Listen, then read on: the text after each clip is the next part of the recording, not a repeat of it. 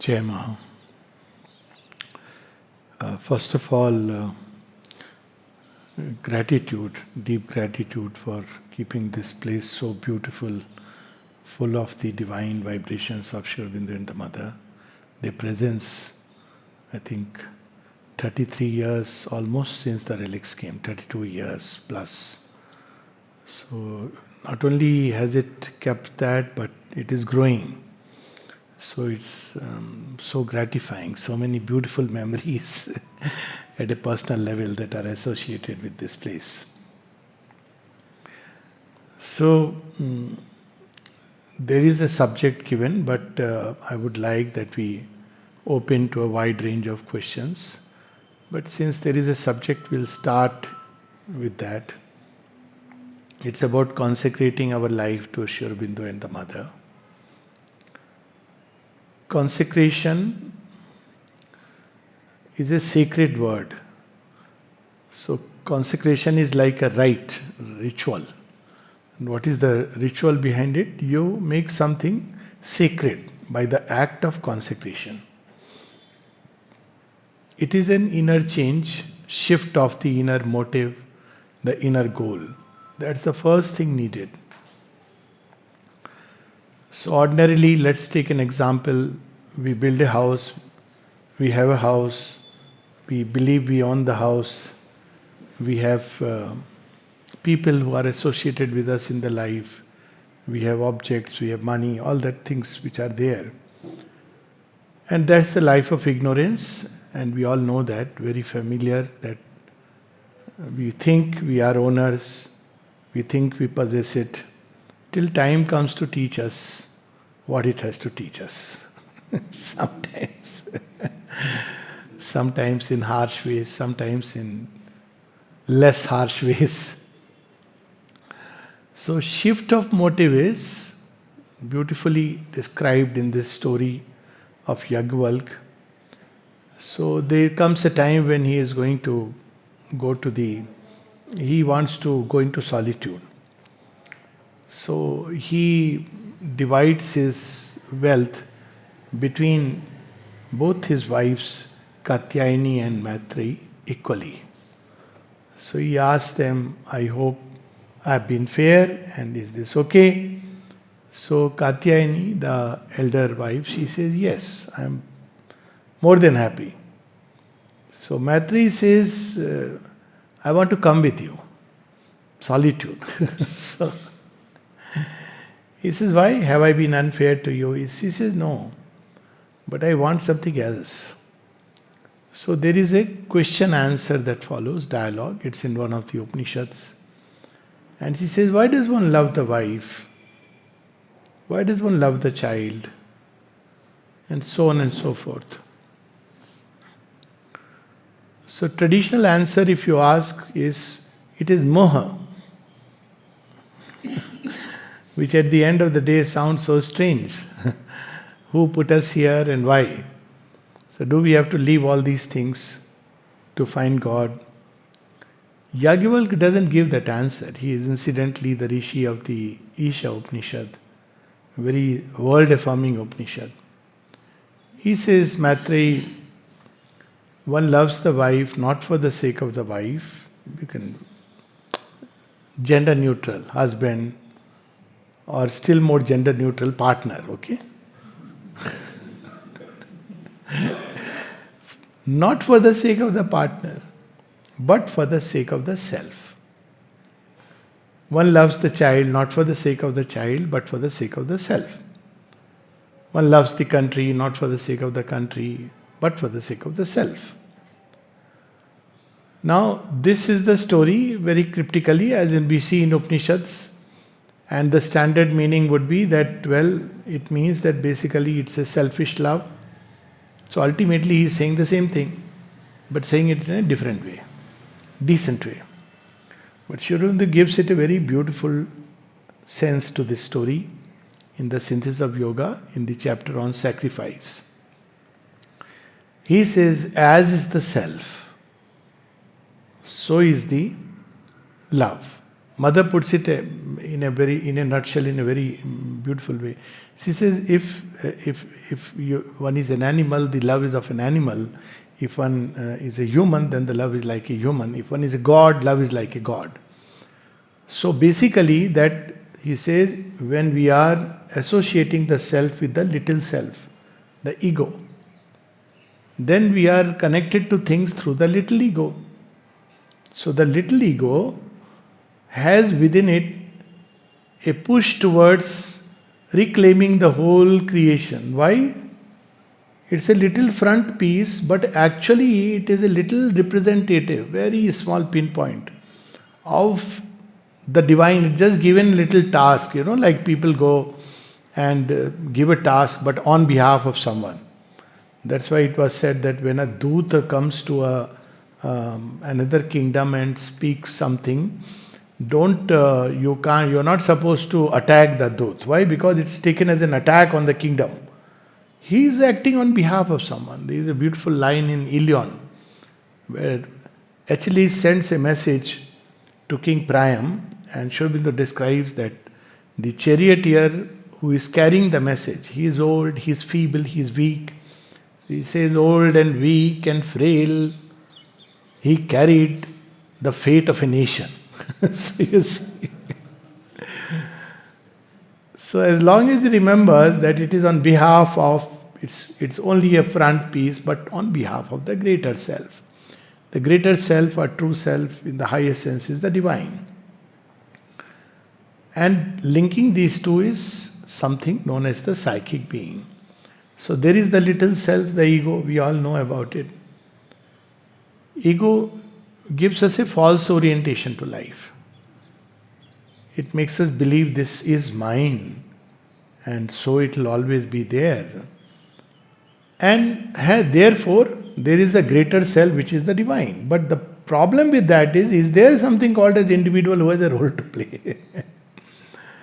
Because people take that other extreme, okay, it is the divine will do everything. Here itself, I remember once, we had an interesting experience. There used to be sandalwood trees. I don't know whether you have still or not. I don't think. Still there are. So once some thief came and he did away with the sandalwood. You are not supposed to cut sandalwood. They belong to government. You nurture them. So that time we were all connected. So I asked what happened to the sandalwood tree. He said, no, I was watching. The thief came and took away. So I said, so? You didn't do anything? No, I was a witness. It belongs to the divine. What a logic. And God is everywhere in everyone and everything. Perfect logic, impeccable logic. This is what we have been doing. So that means we either take to an egoistic, wrong way of connecting with the world, or we take the other extreme that I have no role, nothing to play, it's all divine, and so it doesn't matter.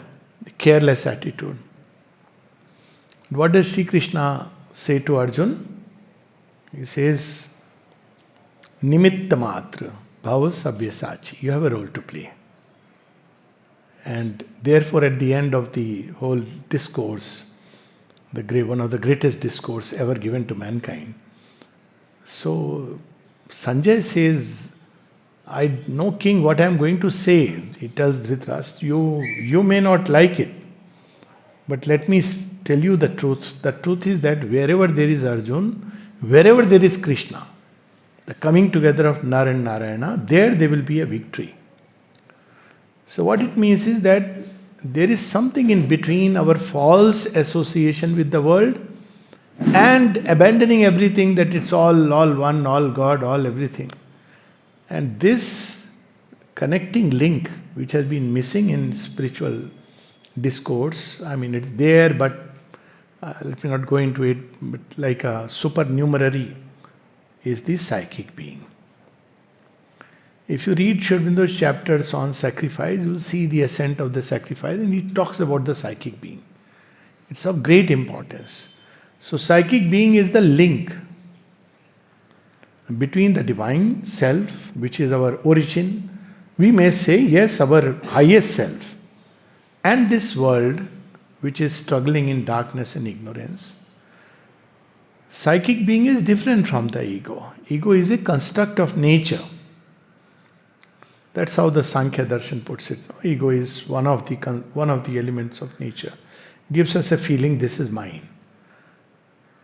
But the psychic being is a portion of the divine. It's not a construction of nature. It identifies with nature, but is not a construction of nature.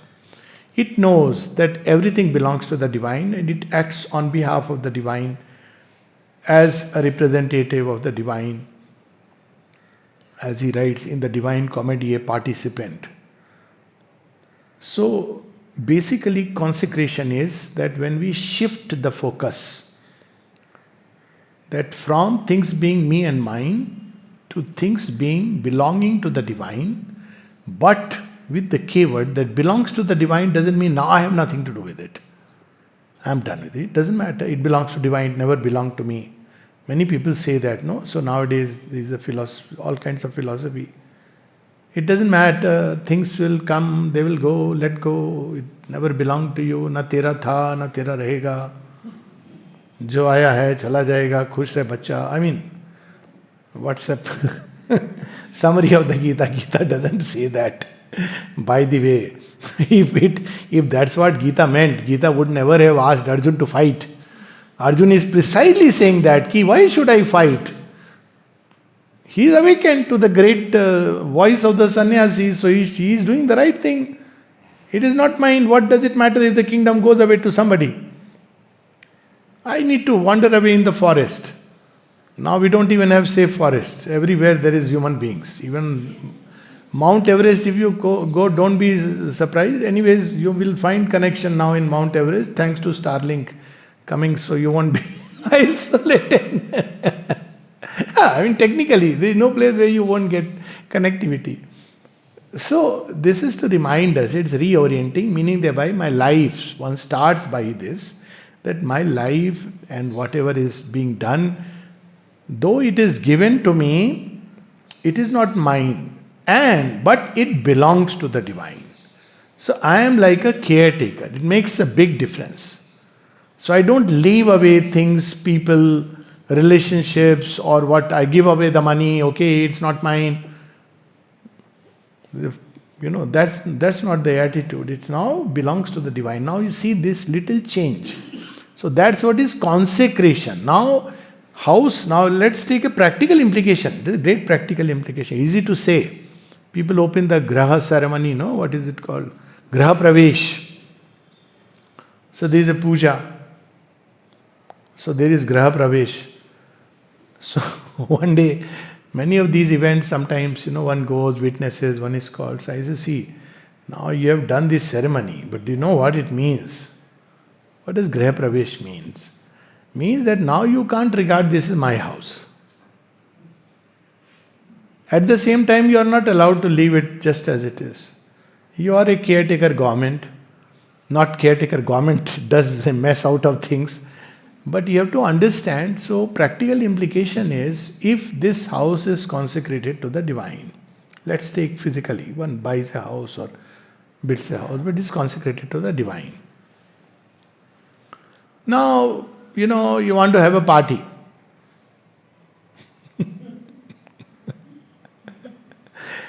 It's not your house, okay? Don't forget, you can have a party, you can call people, but it's not your house. It's the mother's house. You see, we don't have to even say a word. Doesn't it change things? Completely changes. This act is consecration. This inner shift, that though to the world's eyes this is mine, yet it is not mine. And it's the divine's. And see what a trend-setting example the Divine Mother has given. So she writes to her son in, I think, 1951, 52, like that. She writes to her son Andre. She says, we have so many cattle, so many this, so many houses and people. At the end she says something very interesting. It had to be transferred in my name, but basically, it all belongs to Sri Aurobindo. I know you understand it, but just in case. Don't come and claim. See how many ramifications come. In Auroville, there is nothing like a transfer of property by heredity. Am I right, Ramnarayanji? You build a house as well as you want to. You live there. If your child wants to come and practice yoga, it's okay, part of that. He can't sell the house. That dad's gone, now this is mine. Now you see what happens. So it's easy to say consecrate, but so difficult to practice. Even one practical basic step. Okay, wife is not mine, but she is mother's child. Now you start relating. You'll be in a fix so many times. How do you deal when she is angry? Jai Kali Ma. Sharanagati, Sharanagati. You can't say, this is my house. You have to listen to how I am saying. You can't say that. This is not your house. And vice versa also, because times have changed. Now it's the other way around. So, see, everybody, this is the cycle of yoga. Sri Aurobindo has created a yoga parivartan, divine, it's the era of the divine feminine. Don't forget it.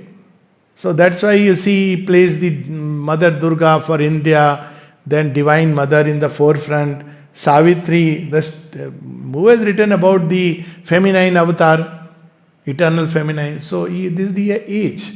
So essentially it is that we have to start treating things, people, relationship, objects as not ours, but we are to look after it. It also means to be disinterested even in the work that is divine. See, these are training grounds, beautiful. Not only training grounds, they are grounds where, there is the, like Shakti Peeth of the future. So there are places where the new creation, the new consciousness is rooted in matter, which is so beautiful. That's how it has an effect over large territories. But we have to also understand that this should extend in our everyday life. It is not enough that, when one comes here, then... So everyday life, when we go back, it's not like Mother says about integral yoga. The integral yoga is not like for some time when I sit in meditation, I will be fine. But when I'm taking a walk, when I'm going around, then I can be just my usual self. It's not a divided life. It's a continuity of... That's why the beauty of integral yoga is there is no fixed process. We can take fixed process depending on our, different stages of life. But to treat everything as divines. Now, what it means, I'm not entering into it because many things will flow from that if we just shift this inner motive. Okay, this is Graha Pravesh, now it belongs to the Divine Mother. So which is the first Graha in which we do Pravesh? Psychic being does Graha Pravesh in this body, temple. So if we consecrate the body to the Divine, supposing we could just do a prayer and body, Mother, this body belongs to you. If she says yes, Mother says at one place, she says, my child, if you come to the Divine and say, I am yours, and the Divine says yes, then the whole world cannot lay any more claim. If the body belongs to the Divine, do we need to teach somebody smoke or don't smoke, drink or don't drink? Oh, forget about drinking, smoking is still far. The language, this machine gun that is always there, instead of a flute, it should become a flute, no? It's like a machine gun. Constantly firing, God knows, throwing vibrations of anger, terrorize Nowadays children say that terror has new meaning. If an elderly shouts at a child, he may say, "Don't terrorize." You become a terrorist in the eyes of the child. So this is now belongs to the divine. No, we cannot let any kind of words come, gossip, slander, abusiveness, speaking ill of others, condemning others, criticizing. It's just not possible. Now it doesn't happen in a day, but we should know where we have to go. It's understood. But at least we should know the direction in which we have to go. That's what somebody said very beautifully. Where we stand is not so important. What is important is the direction towards which we are facing. That is where the goal comes in. That is where the faith and the idea comes in.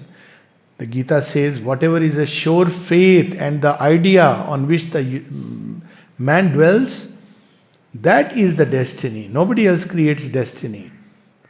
If I have faith, show me those words, in self-healing, I'll end up discovering one day methods of self-healing. If I have faith that life will one day become transformed, I'll end up discovering ways and means through which it can be transformed. If I hold this idea that we are in a deepest core divine, I'll end up discovering the divine. But the mind has to dwell upon it. That is the real meditation. Not just sitting with closed eyes. Yes, closed eyes is also time to time we engage in intensifying that process. But this fire must continue. So this fire has to be kindled because consecration is a rite. So in the rite ritual, we do yajna. First thing is to light up the fire. Two things which Sri Aurobindo says which apply to consecration. First is to light up the fire. There is no yoga without aspiration. One may do any amount of techniques, learn, pay money and learn methods of meditation, go on a 10-day retreat and practice witnessing, all that one may try. Yoga has not begun. Mother goes on to say, you may do all the exercises, Hatha Yoga and Raj Yoga. Discipline your mind and body, yet that is not spiritual life. Mother's words, there in volume 3. And then she is told that, but doesn't it discipline? She says, yes, but a discipline for its own sake is not what we are needing. Hatha Yoga takes us to a tremendous degree of physical control. And Raj Yoga to the control of the mind. You know, when you constantly have those yama, niyama and all that. So that in itself is not enough. All this is a preparatory method. But real thing begins when the fire of aspiration is lit. And this aspiration should be very, the clearer it is, the better it is. It should not be vague. And Mother gives a very simple method. Whatever we do in life, we should be conscious why we are doing it. And she starts by telling the ashram students and those who were listening to her, you go to the samadhi every day, 51 conversation. Can anybody tell me why do you go? Strange, no? We all go to the ashram. Why do we go? We come to the center. Why do we go? We bow down at the samadhi or the beautiful where relics are installed. Why are we doing it? So first step is to become conscious of why we are doing. Before we can shift the motive, we don't even know the motives. That's covered, twisted so much, and then there is of course justification. All this is a package. Yoga is a package. It's not one thing or the other. So fire has to be lit. Clarity of aspiration. Why? And it's something very sacred. Even if life goes away, the aspiration should be there. That should be the state. It's the most sacred treasure. Birth of aspiration is the most sacred event in life. That's where everything begins. Sacredness of things begins. Birth of aspiration. I may start a big organization in the name of Sri Aurobindo, write a book, hold seminar, go and give a talk. That doesn't make it mother's work automatically. Why am I doing it? Is it really inner service or am I just deceiving the world? See, we can deceive the world, but We can't deceive her. And that's where this is important. She uses a word, and this was one of my experiences here, so I can share it. So when, I think it was 91, before the relics came, so Pradeep Bhai, that time, I think some of you may be knowing, Neelam of course knows, all the problems that were going on. And he said, why don't you look after as the secretary? So I didn't know actually that what it means. So I picked up Mother's prayers and meditation, open for guidance, randomly. And I remember where 4 or 5 of us were sitting in Kamadhenu. We had gone for a nice dosa. I don't know Kamadhenu exists now or not. Does it exist? Anyways, so we opened, and the prayer that came, in that there was a word that even when we do the divine work, we should be disinterested. I said, this is a new word. What does it mean, disinterested? Does it mean that I should do it casually, it's okay? That cannot be the meaning. So I searched the meaning of the word and looked into its deepest sense. The word is very clear. I didn't know the meaning. That doesn't mean that word is very clear. Word means there should not be any personal profit or interest for which we are doing it. And the profits are not always outer. Profits can be very subtle. Somebody may give me a pat on the back, wow, good work done. All these things are hidden like little, vermins. Worm that eats the fruit. So disinterested is that. Disinterested also implies that other meaning.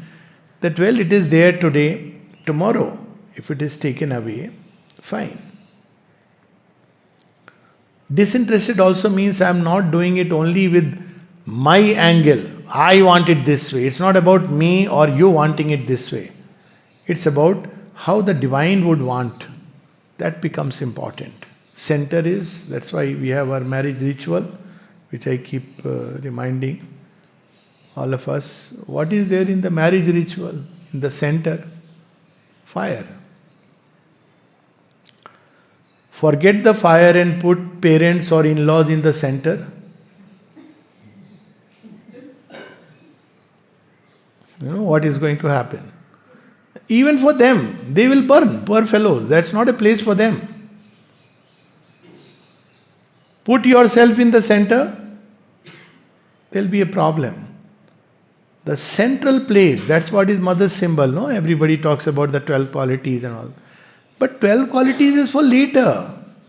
What is the core? Ego or the divine mother? In this mother's symbol, center is divine mother, Aditi, the divine consciousness. So who is sitting in the center? Ravan was a great, outwardly they use the word Bhakta. Everything, he had read the Vedas, he could give nice lectures on Vedas. He was invited by all the world celebrities to give a lecture on Veda. He ran a YouTube channel, propaganda channel. But for all that, where did Ravan go? Because at the center was the ego. Sri Aurobindo uses the word to dethrone the ego. Not easy. It will give 100 reasons, justifications, hide inside and. So, consecration is not a one-day process, a lifelong process. Every time we discover something which was an agent of the ego, whenever we discover it, doesn't matter. And plenty of things. She says, take it by the pincer. Of course, she describes, throw it far away, it'll come back, pick up again. She also says, throw it into the fire. It will hurt. It's very easy to point mistakes of others, very difficult to see into oneself that yes, there is a problem here. So all these little things which will emerge, they will come out because of the pressure of the fire, Agni. They will come out because they cannot stand it. So these elements will come. Not only that, wherever there is a yajna, we should not forget, it is well known since ancient times that the asuras and the rakshasas come, they throw all kinds of things because that's their job description. Ultimately, they are trying to challenge our sins. That's why they are allowed. So if there are hidden motives, they'll be uncovered. And they have smart ways. The original mafia don, Duryodhan, Godfather movies, original version is Suddenly he sees Karna and says, this fellow can be my instrument. He says, take this Rajya and become a king. He becomes Sangaraj. See how he bought. Exactly same thing mafia dons do, no? You need money for your daughter's marriage, take it. Sir, you are so kind, so generous. What do I have to do for you? Nothing. You take it. Next time again, take it. Must have seen the movie, no? D Company. That time he says, shoot this fellow.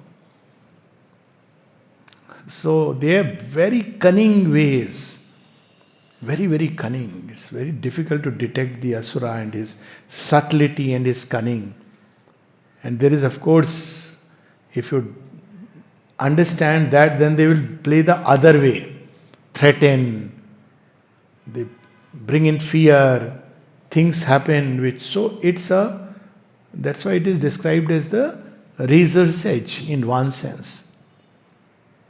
Shurasya dhara nishitha duratya kabyobanti. That's how it is, pantha duratya. You have to walk on the razor's edge. That right balance, that awareness. So all this is the package when we start the consecration. It's not enough that I join the ashram and I start. The same problem will come. Oh, that fellow is doing, yeah, I wish I could get this chair. I wish I could have a nice table and chair work. All this will come, wherever. It's not outer things, are only an external support. They can work either ways. One may feel, now I have joined the ashram, now I am already Swamiji. Thank God Sri Aurobindo doesn't have anything like that, Swami Akhandananda or Alokananda or Anilananda. Thank God. उसका ही अहंकार हो जाता है, इतना भयंकर अहंकार होता है ना. मुझे तो सब मालूम है. अभी स्वामी बना, अरे नाम बदला है तुम्हारा. Only your name doesn't mean anything. Have you ever heard Swami Yajnavalkya Ananda? Swami Vedavyas Ananda? All this is modern, much later, when we started doing that otherworldliness. For that matter, imagine Swami Krishna Ananda. What would Sri Krishna say? Leave me just as it is. With Sri Aurobindo, people wanted to ask him that what should we put? Mahayogi, Maharishi, all these things. Sri Aurobindo says, please leave it at Sri Aurobindo, just that. And Mother says the same thing.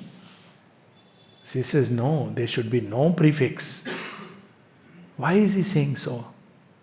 All these words, they have lost their meaning.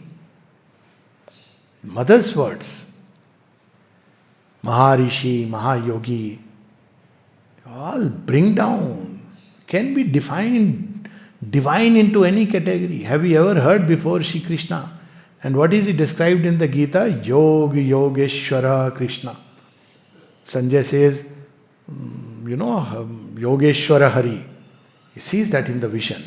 But nowhere Shri Krishna doesn't introduce, nowhere he is introduced as, coming as Yogi Raj.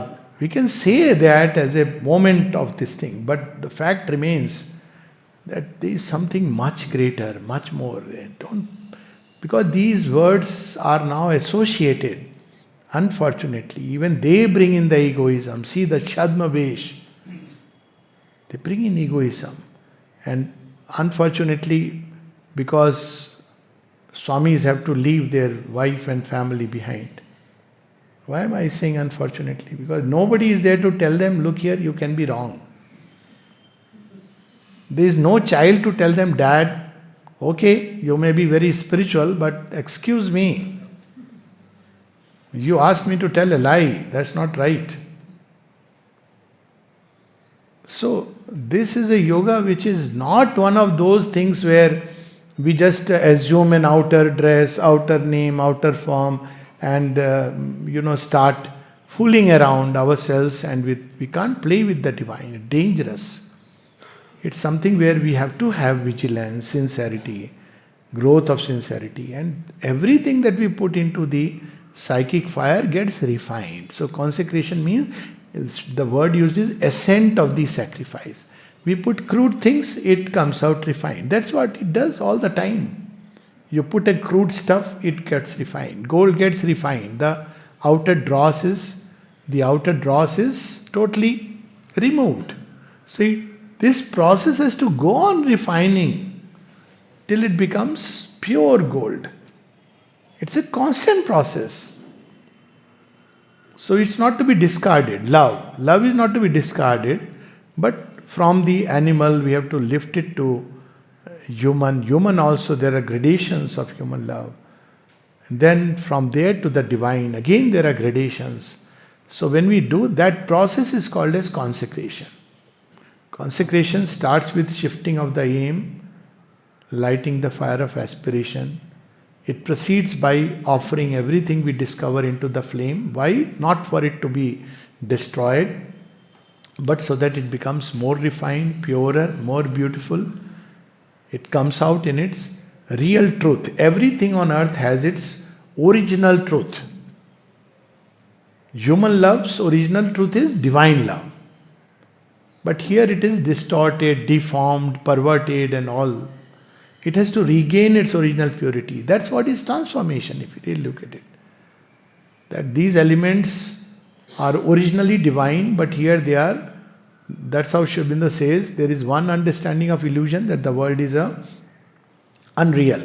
Second is, it's a distorted. So how do you make it pure and correct? Purity is not about moral purity, ethical purity. They are stages, again, needed at one point. But it's about divine purity, which is very different. That element should respond only to the divine vibration, wherever it finds. It doesn't respond to, our own mental ideas. So wherever you find that divine element, divine vibration, and one example of the mother with which we can stop and then have questions. So mother, when these people went with Savitri and they wanted to so-called correct coma, this, that, we know that story. And mother suddenly says, how can you dare to even think of that? And they were taken aback. And said, mother, but because this book Sri Aurobindo had not seen, so probably things have been left unnoticed. He says, how do you know that Sri Aurobindo did not intend to leave it as it is? Okay, gone. Later on, the very same people come and request, mother, we are publishing now the centenary edition. So we want Sri Aurobindo's work to be perfection. So can we look into it that way? She says, yes. Same mother, completely changed into a total karunamayi, compassionate. The same action, the same thing, the attitude makes the difference. First time it was the attitude, oh, I can correct things. The second is that, well, we are serving Sri Aurobindo. So that is the way the attitude has to shift inside, and collective work especially. Collective work is, as I said, in the marriage, same way here, it is mother and Sri Aurobindo who are... Oh, already there is a question like that, yes, thank you. So in collective work, this is where it's important. That what is at the center, it's not about me, right, because I am, let's say, a secretary or chairman or XYZ. And this place has a history like that. I was one of those involved in writing a letter. Somebody was looking out. I said, this is not how things should have been. And then what did we do? We didn't know how to know the mother's will. So very simply, we started reading. I'm now giving a practical hint. So Mother's Collected Work, volume 13, contains everything about organization, how to deal with subordinates, how to deal with colleagues, how to, treat them. And let's start reading. So even that was disliked. Because everybody wants to do it your way. So here we have to understand that whoever is given a certain work, Mother, that way she was very clear. Now I have entered into collective work. So it is that person who has to now do it the way one thinks is best. It may not be the bestest best, but it is that person's now sadhana going on. Now, if the divine, if whatever, there comes a time, there have been instances in the ashram, even here when we were there, when the person for some reason is unable to proceed further, even there have been so many instances where the person just left and gone away. There have been instances in the ashram, there are instances in, I'm sure in Auroville. Don't have to do anything but this is the work. So, for example, in a department when you're working, these are actual dilemmas which come. So, supposing there is a head. So, one way is, oh, he is an idiot. Always heads are all, I know my best. What does he know? It's very easy, no? Oh, Sachin Tendulkar, he should have done this, he should have. Why did he try the hook shot? He should have just glanced it. It's very easy to say, no? Go and face 100 kilometers per hour, then talk about it. We don't know what's going on at that point of time, inside the person, out. It's a chance given in every, whatever work. So Mother gives a very simple one-liner for collective work. Is there in Mother's words. He says, I must repeat and remind you, each one must mind his own business. That's it. That's his area. You don't worry. That's between him and the mother. If mother is giving a long rope, mother is giving a long rope. Why? What? But where is my area? My area immediately is my consciousness, my attitude. Is my ego doing padpadana? Is my ambition, oh, this fellow is foolish. If I were there, now look at it in bracket. What is the basic thing? I want to be there. I cannot say this openly. So I am saying, if I were there, I would do it like this. If you are needed there, mother will put you there. Don't worry. Wherever mother has put us, that's what is called to start with acceptance and surrender. Do it well. Who is dear to Rama? Shabri, Bharat, Lakshman, Hanuman, Shatrughan. See, each one in his own way, wherever they are put, they must do. Or Nal-Neel, so critical for the bridge. So whatever work is, or even the squirrel. So whatever we are given, we must do it well. And that's, whether it's well or not, it's not anybody else to judge, but the Divine Mother. But yes, if somebody is taking care of a work, one can always suggest. Mother would always suggest, don't push with insistence. Don't create very fixed forms and formulas. It becomes a problem.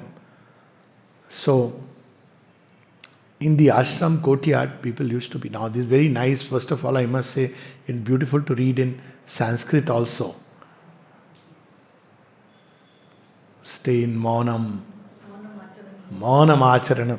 It's so beautiful, it is a musical rhythm. If somebody will read, he'll say, yeah, I should be in Maunam. It's so nicely said.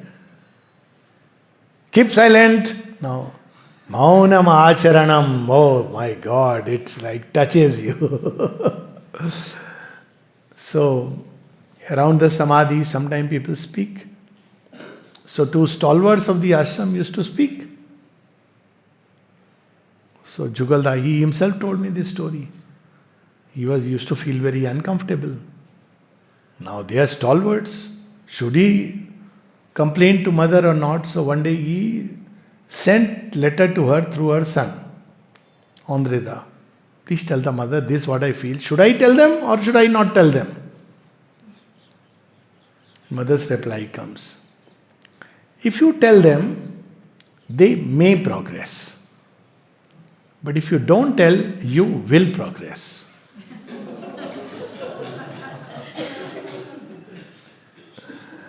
And then she added, if you feel deeply moved to say, you say it once, say it nicely and then leave it at that. This is a play which is going on. And in this yoga particularly, every center, every place, you will see that all kinds of human representative comes. In the ashram also, and they have said that this is a laboratory. So you will see the Devata type, the Asura type, the Rakshasa type, the Pishacha type, the Pramatha type. And there are two words that, or three images that I use when people ask, tell me about the ashram, and they don't understand. So I say, Shivji ki barat hai. You know what happened in Shivji's marriage? Who accompanied him as the Bharati to Mother Parvati? Only Nandi he is sitting on Nandi. Who is the accompanying? Devata, Dana, Asur, Bhuta, Pishach. And Devas are, why? These people, they are chaotic. They don't understand. But Shiva is there, they can't say anything. They are waiting. They are all going to the Divine Mother. And she serves all of them with equal love. Why? Because there has to be hope for everybody. If they don't change, then the world will remain what it is. The problems of humanity is represented in every genuine Sri Aurobindo center. The problems are represented. So all types of humanity will be there. The second image that I use is, it's a giant washing machine.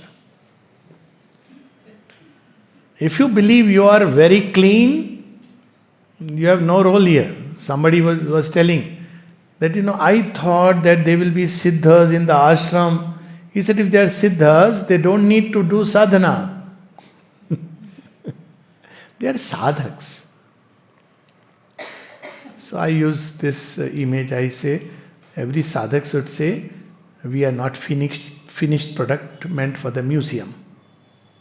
Some people ask, tell me, is there some Superman or supramental being? I said, see, you expect them to put a badge, I am a supramental being, and in the museum for sale? That's not how it works. So, anyways, not going into its deeper detail. And the third image is, what is the sign that a hospital is really, really wonderful with the bestest doctors in the world? Few patients. Few patients. Now that of course is one way to look at it, but otherwise, what kind of patients will go there? Sickly, the worst patients. What is the point of going to a hospital where high-end people are coming and rich people's disease? Crohn's disease, I have got, I have got ulcerative colitis. Do you understand? Expensive man's disease. So, people take so much pride, no? He's my psychiatrist. So, point is that where you see the worst case, who have not been really, nobody can cure them. Where will they go and find refuge? To the Supreme Healer. So that's why it's very difficult. The ashram is not a sadhu sannyasi ka mat. There is a letter of Sri Aurobindo. I have not come here to establish mats and bring sannyasis or create sannyasis. It is not a monastic order. So what does he say? He says, I have come here to call the souls of the strong to the Leela of Krishna and Kali. Souls of the strong. Those who can bear the transforming pressure. It's not easy because it brings out things inside. And one, before yoga, if somebody is saying everybody is bad, this is bad, that is bad, means he has not started the journey. Then you begin to see, oh my God, I have problems. Okay, now you have started the journey. But the day one sees that whatever be the problems, difficulties, defects, the grace is infinite. There is no weakness that cannot be cured by the divine grace. Then you are right on the royal road. The sunlit path of the yoga. So that is how one has to understand this collective work. It's not like creating a uniform type of people. People will come, they will connect in different ways. Few things, yes. Obviously, you can't start drinking and dancing here and say everything. No, not like that. It's basic common sense. Though I learned something even through that. There used to be a man who used to, maybe with that I'll stop and, soul's choice, okay. So we'll take up the questions. Already this is one of the questions we have taken up. So there used to be a person who used to drink and drink and drink, and he would be always in that, and would use unspeakable words. And one day I got very angry. I was just come to ashram. So, when you are new, you want to prove. All the converts have this problem. They want to owe more allegiance to their master who is sitting in Arabia than the people there. But they want to prove a point. So, I have also I have come to ashram, neha. Hey, this is not the place. Get out of here, I told. This man took a fight. For long days we were on kind of tussle. He is saying, मैं हरियाणा का जाट हूँ. लंबा चौड़ा. Actually he was a formidable creature. And when he is drunk he can do anything. I said, मैं माता जी का बच्चा हूँ. Air Force में थोड़ा you have to add something external also, no? I have a military background. That's a different thing. That if he took to fist, I wouldn't stand a chance. Then one day I see this man was stopped from coming inside the ashram, but he would fight and struggle and wriggle in. So one day he wriggled inside. I was sitting near the samadhi and I saw this man coming there. Then something changed inside me. I said, mother has called him, he is connected to the mother. Who am I to judge? Next day when he came, he would come to just time to time to have a fight. So I said, wait, before you start anything, let me tell you. I have cleared my heart of all misgivings about you. He said, that's what even I want to tell you, I have cleared my heart of it. I don't know what's happened to him, but I learned that if you correct here, things get corrected a lot. So then I said, you know what, I saw something, I saw you go near the mother, and I felt, I was just sharing with him. He was drunk, okay, then he was 24 hours. So I said, I felt, and many other things, unspeakable things. So I said, I felt that you have love for the mother. That's enough. What else is required? He told me something which sane people do not say. He said something. Who else is there whom one should love? I was totally, all the pride fell. Here was a drunkard who was teaching me a profound truth. Who else is there whom one should love? So, you see, our way of looking at life, we have to change. That's consecration through consecration. That's what collective work is meant for. When there is a disharmony, imbalance, it's very easy to snub, it's very easy to shout, it's very easy to cut. Very difficult to harmonize. Very difficult.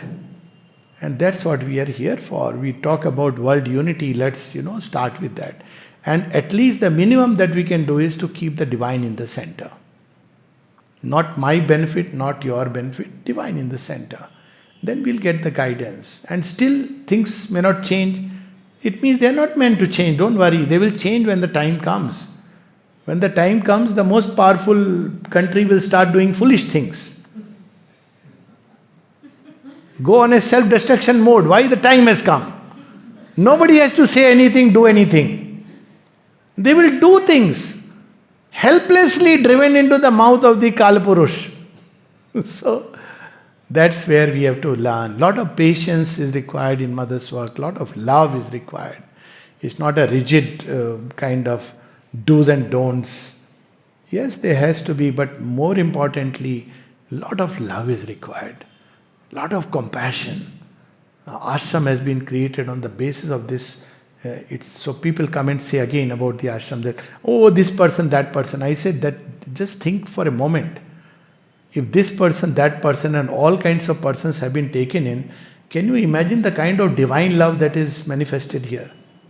Oh, we never thought like that. I said, who can take? There are lines in Savitri. They too are safe. The dark deities who leaped in revolt,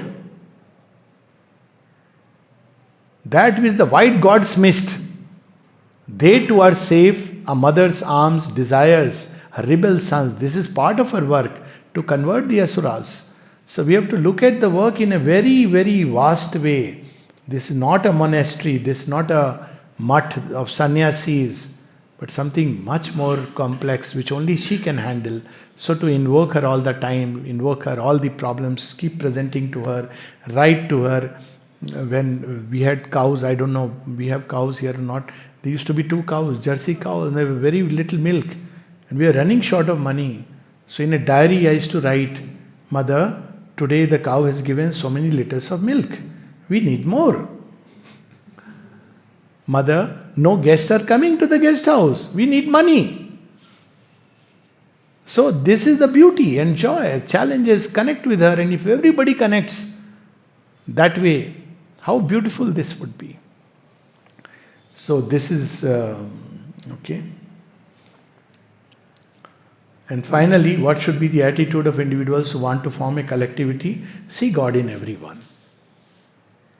Basic thing about the yoga. Don't see hostile forces here, there. You will end up seeing in everyone. We are supposed to see the divine in everyone. In his own way, little way.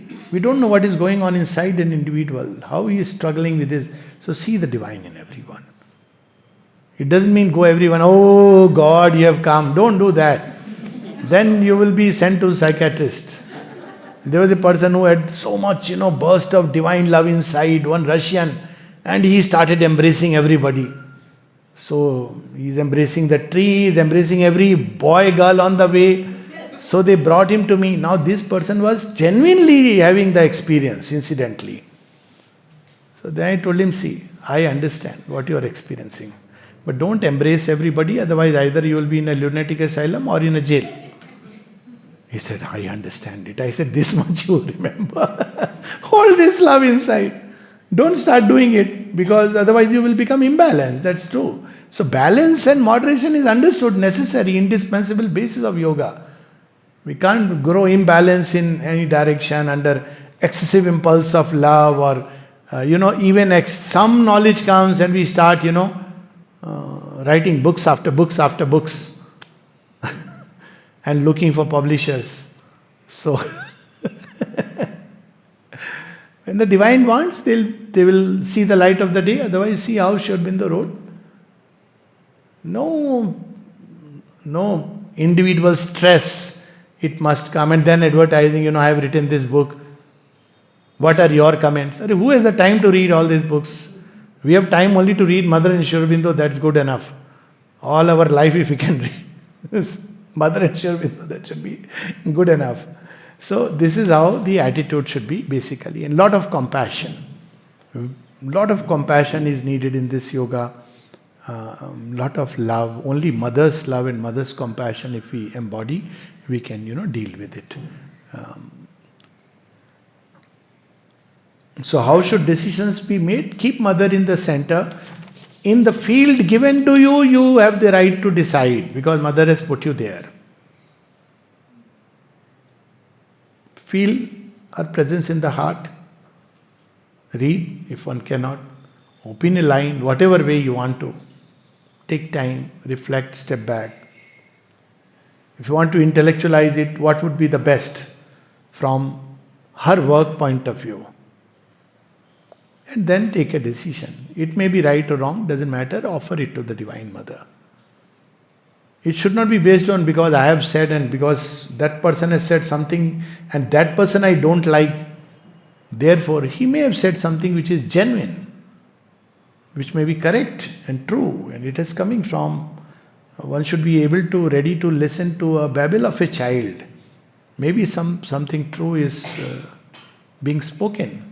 So start listening when wife or husband says something, at least listen. Maybe she or he is right after all. Maybe some truth is being spoken from. So rush to act and impulse, so that's how we should take up this work. All this comes through evolutionary process. I'm putting in a nutshell because we all go through that phase where we have that strong idea of this is right, that is wrong. As we evolve, we begin to see in that vastness of the divine how foolish we were. Then, of course, how to align soul choice and individual choice. By individual, soul is the individual, but if you mean by that the outer individual, the ego's choice, well, sincerity is the only word. It is difficult, but the will must become sincere. And threadbare, we have to look at the different strands of nature, hidden motives which take justification. One thing is never to justify. So, as we grow sincere, it's again a process. Then we begin to see slowly that, well, this is what the soul's choice is. But my ego is very convenient terms it is using. It can use very convenient terms. It can say mother's work. All kinds of things. So one needs to grow sincere. Ask mother for sincerity. It's the rarest quality. Very rare. And there is no end to developing it. Nobody can say, oh, I have become sincere. Sri Aurobindo says if you become integrally sincere, you will be transformed that moment. The fact that we are not is a sign. There are so many insincere elements. Look at them. Not to be disheartened, because one should be very glad. Mother says that when you discover some defect inside, you should be glad that, oh, I have detected. And offer it to the mother. Not to, oh my God, I still have defects. That's why people who are marked for yoga, always they will be surrounded by some people who will keep pointing out. If people are pointing fingers at you, you are in good company. Be aware, beware of flatterers. Very dangerous. But if there are people who point out, it's okay. Nobody's opinion makes you good or bad, but at least maybe I'm blind to something which somebody is showing to me, and if I discover it, yes, there is a truth in it, then offer it. And if there is no truth in it, take it one of those opinions. People have a right to their opinion. They may think I am a stupid person, it's fine. You don't become stupid because somebody says you are stupid. You don't become wise because somebody believes you are wise. So, in fact, one is nobody and nothing. Whatever one is, it is the divine. So that's how it's a long process. How to be true instrument of divine's work. There are three things. There is a beautiful essay, small little essay, and I would suggest that one should read it. It's about the delight of works. So he starts with that first, know yourself to be the instrument. So what is the instrument? Is the most external thing. So he gives the example of a sword. The sword is a joy when it is kept in the hilt. It is a joy when it is taken out and used by the master. It is a joy when it is broken and put aside. Then it says that equal joy discover. I know so many people in the ashram context who for some reason who had to put aside. But they took it beautifully, all this as grace, and how this helped them and grow wonderfully. So one has to discover equanimity is most important.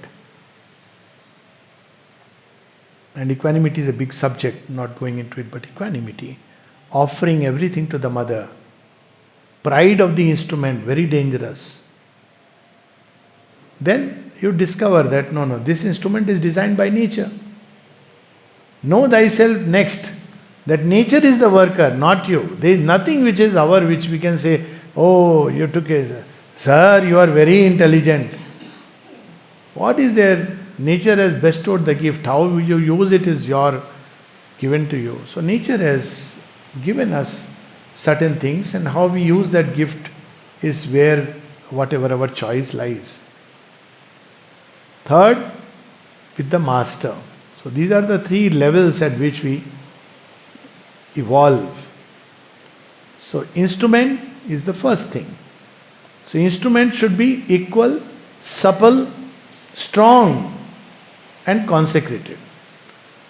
Supple, not fixed in ideas, not rigid ideas. God may use in whatever way He wants. He may not use. That's enough. Ever heard of Vasuki biting anybody? Vasuki, Shiva's serpent. It doesn't. But he's an instrument. What is he doing there? When you go near Shiva, first you meet Nandi. Nandi is nice.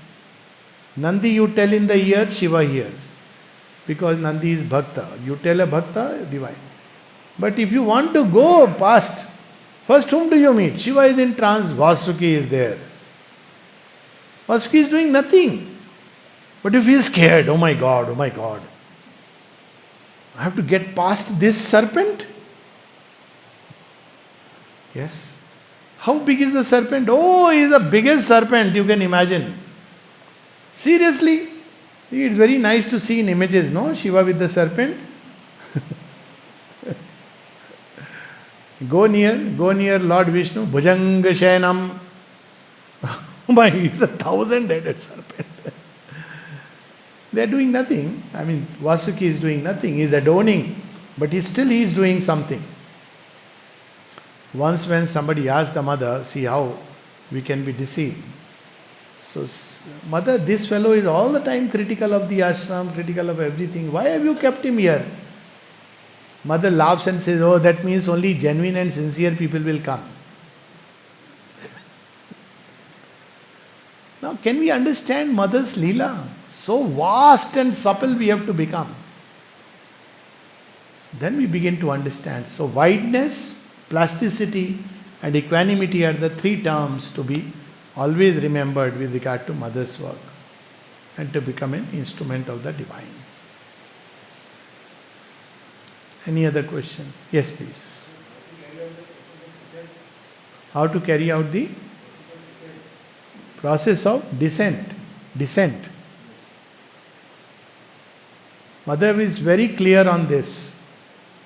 Give yourself. If one strives for experience in the yoga, ego will come in through front door, back door, any door. It can be dangerous. Imagine descent of the Mahaganga. What happened? Bhagirath Tapasvi couldn't bear it. So it is the Divine Mother who makes the descent. Our task is to offer ourselves to the Divine Mother. And so therefore, when she wants, how she wants, which way she wants, the descent will take place. She says that if you pull, it's an act of egoism and it can break the whole system.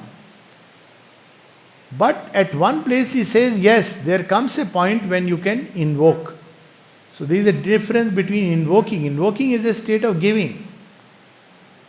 So when we invoke anything, divine peace, divine force, first invoke divine peace. The descent of peace is the first thing needed.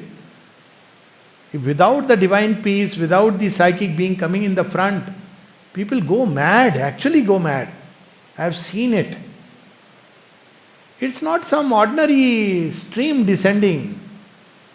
The one who has created the stars and the galaxies are spinning in space, that power is descending. Any egoism, and one can get into all kinds of experiences. Sri Aurobindo has warned against it. Intermediate zone where you see visions, hear voices, and you think you are royally on the road to the divine, but you are on the royal road to perdition. So just work towards offering the ego self, dedicating oneself, give oneself more and more, and obviously descent will take place. Ascent and descent both will take place. Leave it to the Divine Mother to give what she wants to give, and that's the only thing. So there is no forced, willed awakening of the chakras in this yoga that Mother has described. In fact, she says in most of the places where they do it, it's not really the divine energy in matter that awakens, Kundalini. Most of the time one comes under the influence of vital forces and they start playing a game. So one has to offer, give, surrender. If whatever comes, peace, force, new faculties, capacities, turn them again for Mother's work. then yes, one becomes ready, descent takes place, ascent takes place, not because one wants it or one does it, but it happens because the divine does the sadhana. So in this yoga, it is the mother who is the sadhak and the sadhana and the sadhya. So we have to offer ourselves, submit ourselves at her feet to do with us what she wants to do. What makes Hanuman a Hanuman? It is his constant aspiration to be a servant of the Lord. That's how the process is. Yes, please.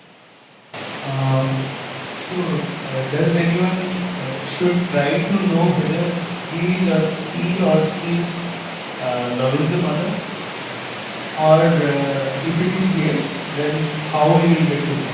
So the answer is very clear. Even monitoring oneself for progress, which includes love for the mother. The sooner you forget yourself, the better it is. With regard to love, there is a very beautiful line one of the mystic poets has said. And I'll not repeat the Hindi version, but I'll repeat the English translation, free translation. The mystic poet says this is the house of love. It's not your auntie's house. So how do you enter? Cut off your head and place it on the floor outside. Then you enter. The more we forget, the more there is love. Now let's translate it in human relationship. Never tell a person or feel, you know how much I have loved you? After all the effort, you get 0 marks. Am I right? No. Do you like somebody who tells you, do you know how much I have loved you? I did this, I did that, then finished. We have to just forget ourselves so completely in her by whatever means. What is love? But giving oneself, that's all is love. It's very difficult because one has to completely, as someone has said, it's a stream of fire and we have to drown in it and go. And that brings results. But one doesn't do it for results. So there is no bargaining, no calculation. You know, there is that famous mystic poet Bulle Shah, whose songs have been totally misappropriated by Bollywood. One of them was the Thaiya Thaiya song. No, what is the original song? Original song is, he says that I am standing below your sword and your sword is cutting me to pieces, and with each drop of blood it's saying, Oh Lord, thou art so wonderful, and dancing in ecstasy and joy. Karke thaiya thaiya thaiya thaiya. Teri talwar ke niche mein nachiyan karke thaiya thaiya. I am dancing below your sword in ecstasy and joy. That's love. Read his story is so inspiring. The moment calculation comes, मैंने क्या किया, तूने क्या किया, मैंने दिया, तूने दिया, all gone. Give. That's all. Only thing one should monitor is, if at all, how much I have really given. What is it that I have yet not given to the Lord? And always there are plenty that we have not yet given to the Lord. That's the only thing. And actually that's what love is about. Yes, sir. So this question and answer, the question and the questioner are the same, but they are different persons. Okay, if you ask from the Advaita Vedanta perspective, it is the divine wearing a mask in the questionnaire and the divine without the mask who is answering. So from the ultimate truth, because your question merits that kind of answer. But if you take the pragmatic aspect, then the questionnaire is the same in a state of ignorance. And the answer comes from that state of knowledge. And there is something beyond ignorance and knowledge. Beyond Vidya and Avidya. And that is the Divine Mother. Where question and questionnaire both cease in a holy stillness. Where all is known forever because the knower and the known and the knowledge grow one. That's the ultimate state. There is neither a questionnaire nor a question nor an answer. They have grown one in that utter stillness. That's the ultimate. That's the supramental. Whenever a question comes up, can I find the answer to that by myself. Always. Why should I go outside and ask? No, you should not. You When the answer is not coming from inside, and the proper correct answer tallying to is not coming, then question should drop out, no? Because it's not getting So, inside or outside. it's a very good question, I must say. So you see, what happens is when we put a question to ourselves. Now it's true that all answers are inside. There is no doubt about it. But the problem is, we must also know that the mind will give very convenient answers. If you have read Muhammad Iqbal, that fellow wrote, "Sare jahan se अच्छा Hindustan hai hamara," but later on he said, "Chino Arab hamara." He migrated to Pakistan. I hope people know that. And we sing, "Sare jahan se अच्छा Hindustan hamara." He wrote that, that's true.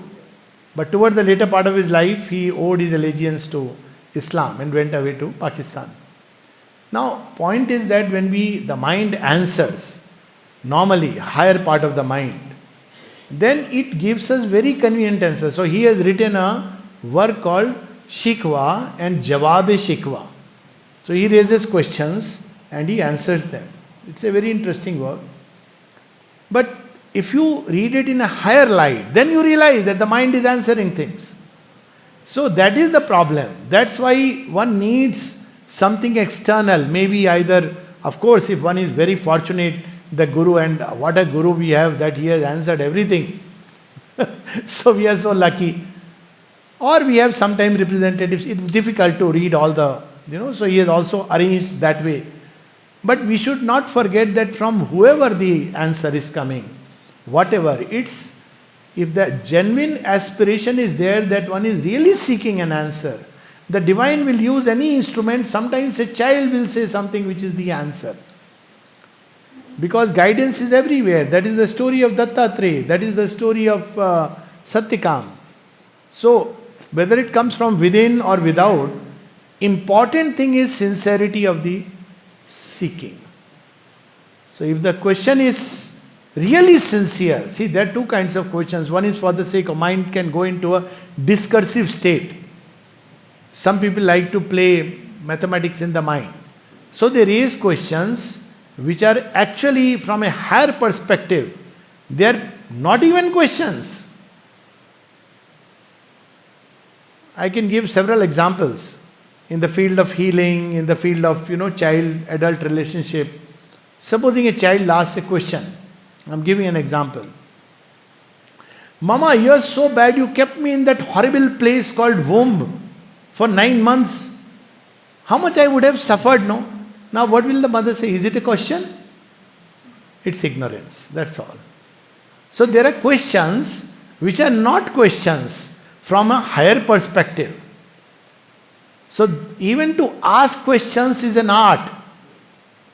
So that's why faith is so important. It cuts through the questions. So the last answer to this is given in the Chandogya Upanishad. What does it say? How do you get the answers? So one is the mental discussion, debate, all that.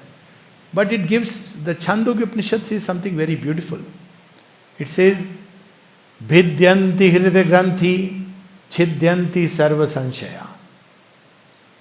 When the strings of the cords of the heart are cut asunder, then all doubts vanish. Why? Because the psychic being comes out. So then many things which appear like questions automatically are answered in the process.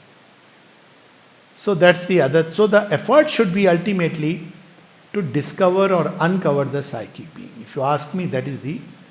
And till the psychic being is not uncovered and discovered, then whatever way you get, whatever temporary answer or a good answer which you feel is sincerely worth following, go through that, because divine understands your intention. He does not go by mechanical outer rule. So it should be like that. Like Valmiki, maybe we can close with this, probably one last question we can take. Yeah, we'll take one last or two last questions. Just I'll complete. So Ratnakar, he says, "I can't say Ram Ram, you are asking me to say Ram Ram." So he says, doesn't matter what you can say. He says, "I know only killing, killing, killing, so Mara Mara, that's the only thing I know." So he says, "Mara Mara, Mara Mara, Mara, Ram Ram, Ram Ram." So Sri Aurobindo notes this in Vande Mataram, one of his, and this is well known in Indian mystic thought. Ulta naam japa jag jana, Valmiki bhe Brahma samana. Valmiki didn't know how to take the name of Rama. And he is credited with writing the whole wonderful epic of Rama because in his heart he carried Rama. He was not practicing technique.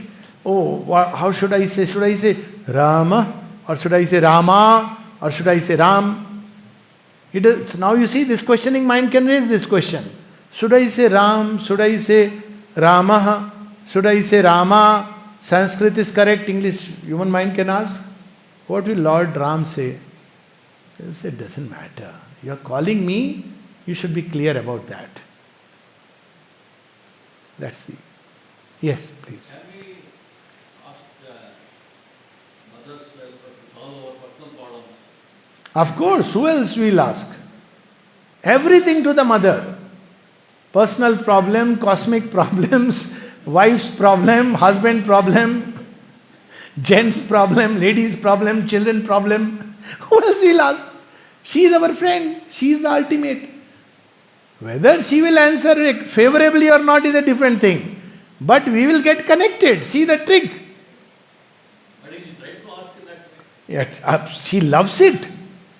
Sri Aurobindo writes that in the Synthesis of Yoga. Why has she come? Divine has come as a mother. So he says all the different relations we can form with God. So one of them is divine. When he comes to Divine Mother, it says she comes to the soul as the mother to whom the soul goes in all its difficulties and torments and troubles. And he says Divine Mother loves it to be this way so that she can pour her heart of love upon her creatures. Now there are some mothers here, no? So what do you like? When your child cooks Maggie by itself, says, Mother, I am independent. I have ordered from Swiggy. Or says, Mama, please cook me some nice meal. I am hungry. Which child you love more? That's the motherhood. She loves when we go to her. But yes, supposing you say that, Mama, I want Maggie.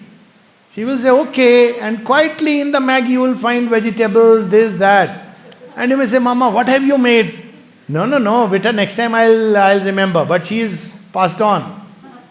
So the divine may not solve it the way I want it to be solved. But he has heard, and there is a bond which forms. Everything. Connect with the mother. Why only problem? Even a good event. Mother, this something nice happened to me today. My husband was so sweet for a change. Half an hour he spoke nicely. Say it. What is there? Who knows what is happening? Connect with her and yes. And people, mother herself answered this. Apart from that, this is independent of yoga. You may believe in her, you may do yoga, not yoga, that's different. Even the dumb cry of four-footed things, all nature dumbly calls to her alone to heal with her feet the aching throb of life. Bird and beast and stone aspire. Plants used to go. Tree has gone to mother. Mother, they are going to axe me. Help me. And mother calls the person and says, what are you planning? Say, Mother, we were only thinking about it. You see, tree has understood your intention, has come to me. So it is beautiful, that bond which develops between that bond of child, and that's why the divine has come as mother. She has not come as, she always said, don't put me on a pedestal like a guru. So when somebody asks a mother, what can we expect from you? Mothers reply, everything. What do you expect from us? Mothers reply, nothing. Then the person asks, they are all documented, so I'm not saying something based on. So the person asks, Mother, do you think humanity is fulfilling your expectations? See? Twister. Mother says, since I expect nothing, I cannot answer this question. That is the highest bond. It means we confide in her. See, if we ask her, go to her with every problem, what does it mean? Means we treat her as our supreme confidant. Whom does one go to with all the problems? Somebody whom one trusts fully. So it's the sign of a growing bond of trust. Please ask. Please share everything. What we think is a problem, which may not be a problem from the higher perspective, but it doesn't matter. Or things which we don't think is a problem, things which are happy, everything should be offered to her. And see the magic. This is transformation. Yeah, you were saying something. We can take as the last question. Yeah, okay. Okay, we'll take a couple of... Yes, please. I have a question, like how to use discernment. Like sometimes mind feels, oh, this is the easiest way and we should do this, but actually in the larger picture this is the right way. But the time and energy is also limited. And in some areas, some relationship, like how to have discernment. Like Very clear. You already have the answer now. Because of time and energy, we want to do something. One thing I must tell you, do the right thing, however difficult it is, how many times you may have to try and retry it. Because at one level, time is limited, another level, we have lives beyond. There is something, a poem of Sri Aurobindo, where he says, I have a thirst, and the thirst presupposes water somewhere, but in this life I may never find. Old nature sits a phantom on the way, old habits return, yet I have a thirst, and I must persist, O Lord. So always keep trying. 10,000 attempts, one fails. Doing the right thing is better than finding the easy road to success. Because all these failures are paving the way for the victory. Our errors are his steps upon the way. That's how it should be. Yeah, please. I'll come to you also. It's more than a question, just if you could elaborate on the integral transformation.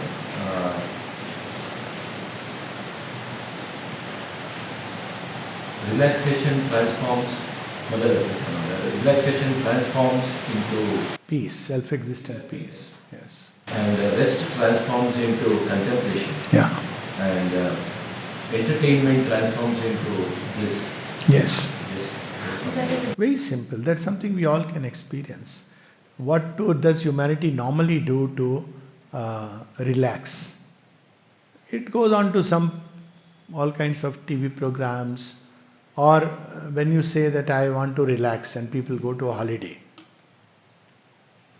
Now if you go on a holiday with family,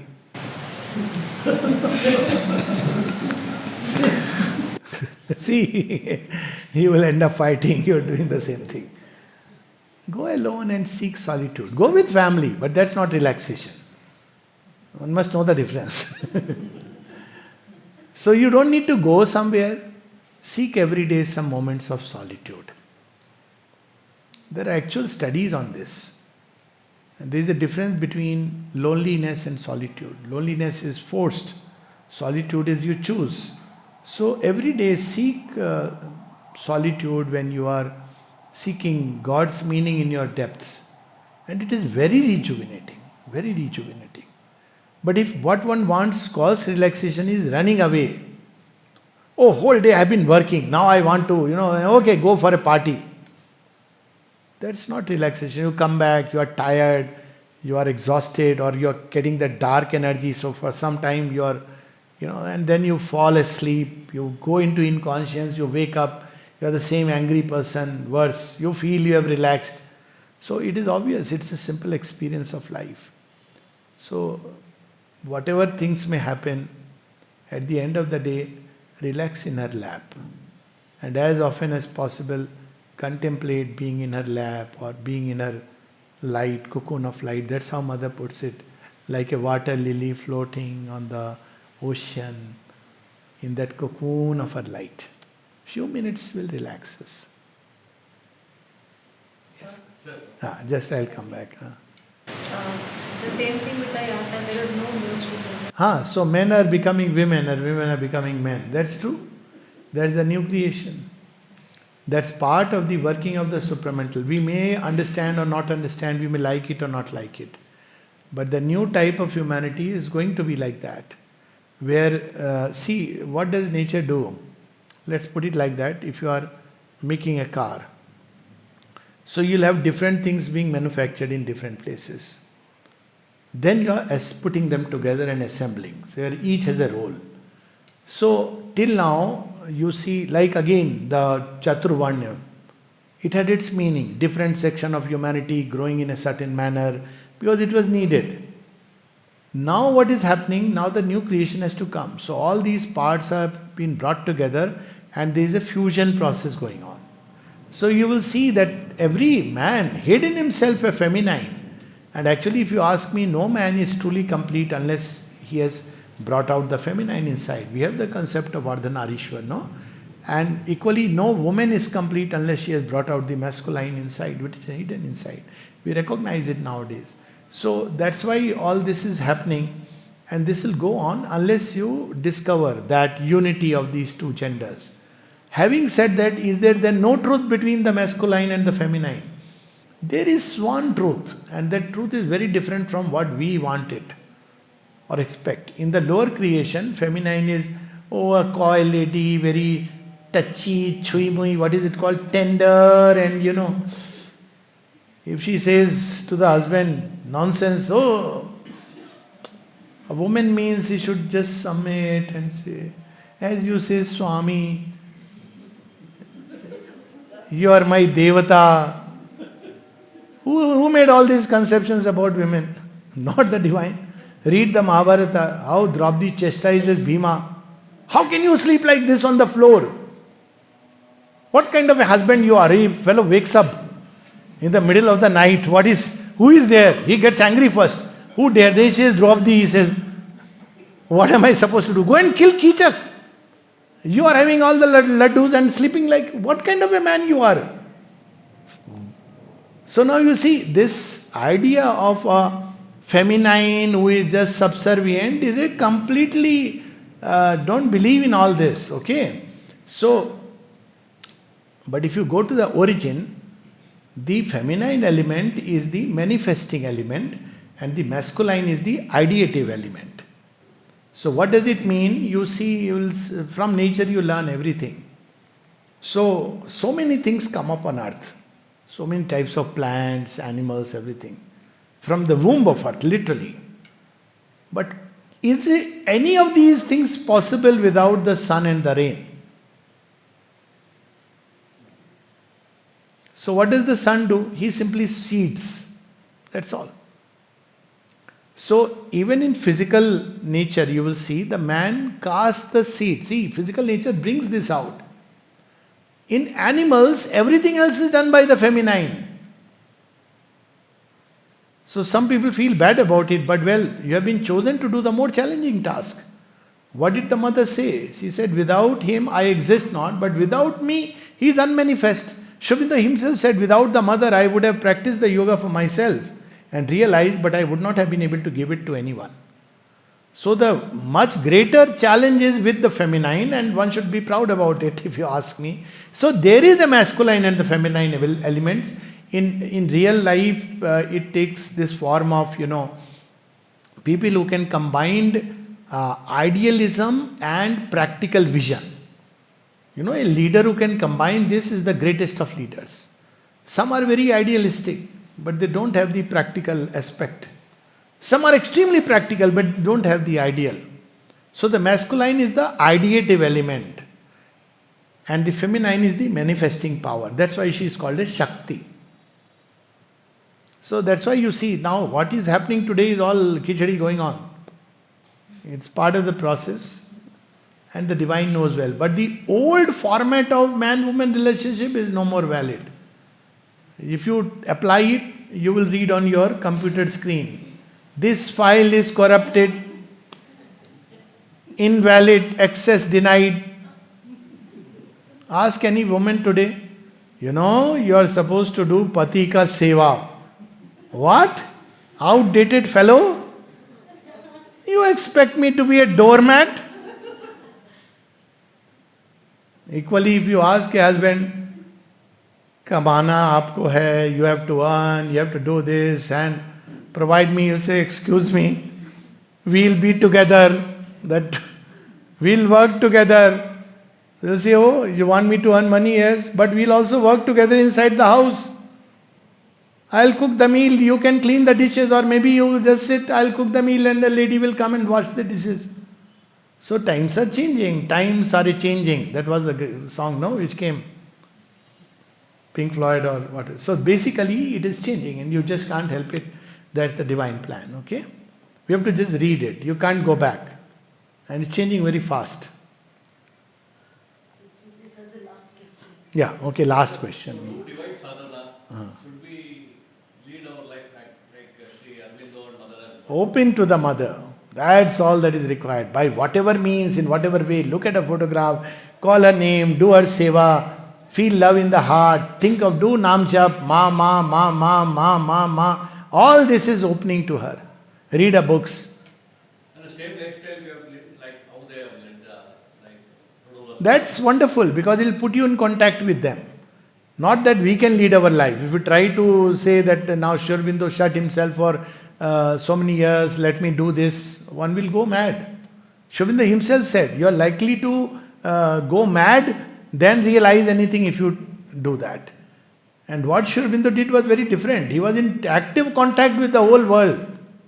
Incidentally, he was not. I meant being with the family and without family. That's okay, it doesn't matter. In yoga, in the ashram from day one, there were not only people with family, without family. I'll give you a great, highest example, one of the highest examples. Nolnida. Nolnida's wife lived outside. Every year he would go. And they would have a child.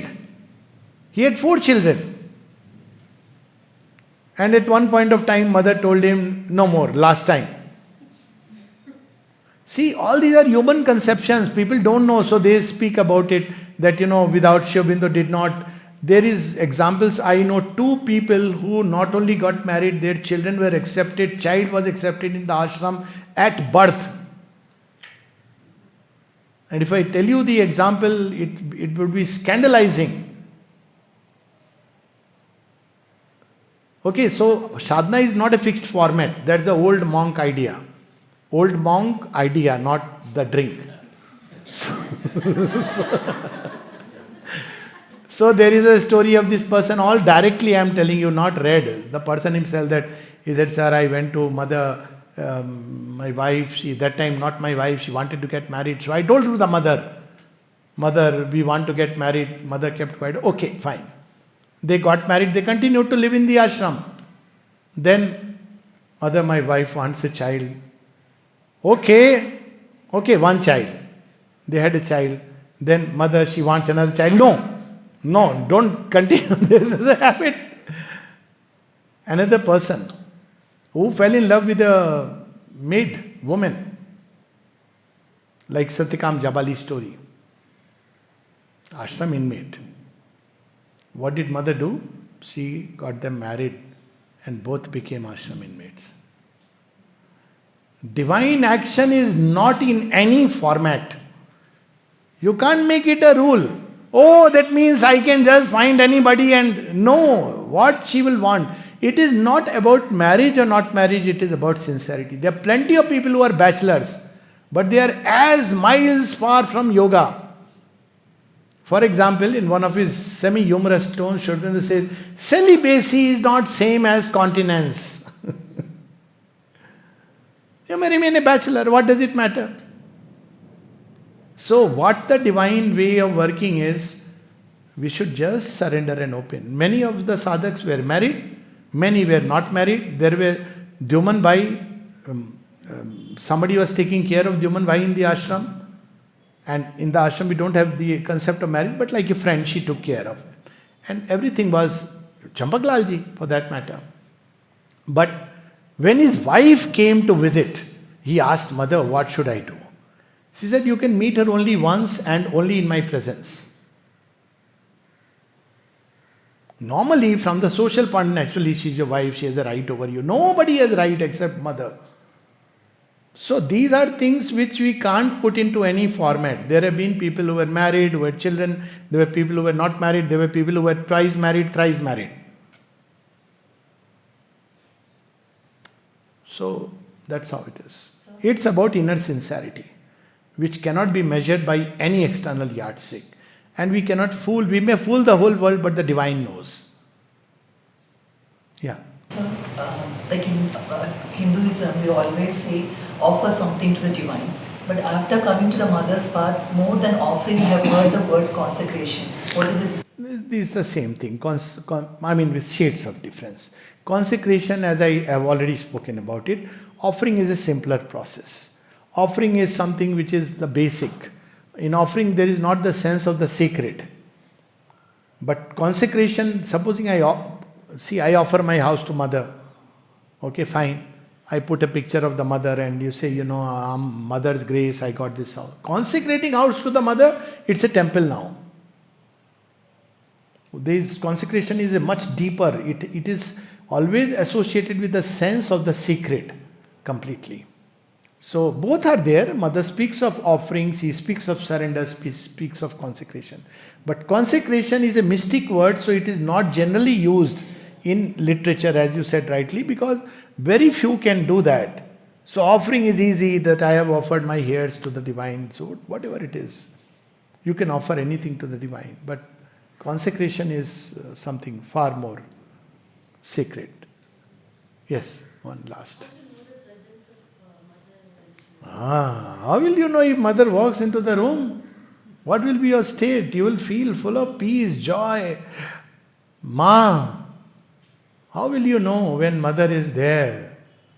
You will know it by the joy and peace in the heart, by the certitude that all will be well deep within, by eternal flame of eternal hope, by gratitude rising inside. All this spontaneously will come by the presence of the Divine Mother. There will be no fear at all. The moment the Divine Mother's presence is there, felt inside, all fear will vanish. Imagine going anywhere in the world with the Divine Mother. Mother is sitting with you in the car. Will you say, oh mother, it's so hot, oh mother, it's a traffic jam. You will say, nice, let the traffic be jammed. I am getting more time with her. If terror comes in front of you, what will you do? Mother is there. You say, oh my God, mother, what has happened? Instead you will say, mother, your baby. All fear vanishes, all doubts vanish. There is the certitude of truth's victory, peace and joy come spontaneously. They become our natural state. All emotions that are unlovely, untrue and ugly will leave automatically because they are not, they will run away. It's not like you have to do anything. Her presence is enough to chase them away. You cannot think in low, mean terms. Because she is present. You don't even have to do anything. She does everything. Automatically you will get that, the urge to give yourself more and more. When the divine comes in front, what do you want? Mother, take me completely. Make me once and for all, forever yours. Isn't it? Will one asks, mother says, supposing I have come only for few moments. What will you ask to mother? The smartest choice is, mother, take me, keep me with you forever. Isn't it? That would become the natural state. Knowledge will pour in radiant stream. Wherever she is, knowledge will come. Please, I want to enter this instrument. Why, mother? It will seek admittance. Everything that one can imagine and everything one cannot yet imagine, they will come to the God lover, and in whom the God's presence is there. There is nothing impossible for someone who has established the Divine Mother's presence in the heart, who has become conscious. Sri Aurobindo goes on to say, there is nothing denied to the God lover, for he is the self of the beloved. She will shield you against everything. You don't even have to tell her. Not only the dangers that you know, but many dangers that you do not know. And the greatest of all dangers is we ourselves. She will shield us against even those dangers that we don't even regard as dangers. And so much more that the human tongue cannot utter. So that's why Mother says, when you become conscious of the Divine Presence, you will know it. The question will not be there. The stages in consecration. Huh? Stages in consecration. Okay, so now We follow. I think we do it from the heart. Don't think of, then the mind is now getting involved, stages. I'll ask very simply, Divine Mother is sitting here. You want to give something to the Divine Mother. So the stages would be you got up, you walked, you came, placed this way or that way. But what is the common factor? That one must remember. The undeviating will that this belongs to her. That's how one should be. The stages, steps, methods, mind will say. Okay, so we'll close. Thank you so much. Yeah. Yeah. Any questions you can always ask. Ask Alokda is there or anyway, on that platform. Thank you. Jai. So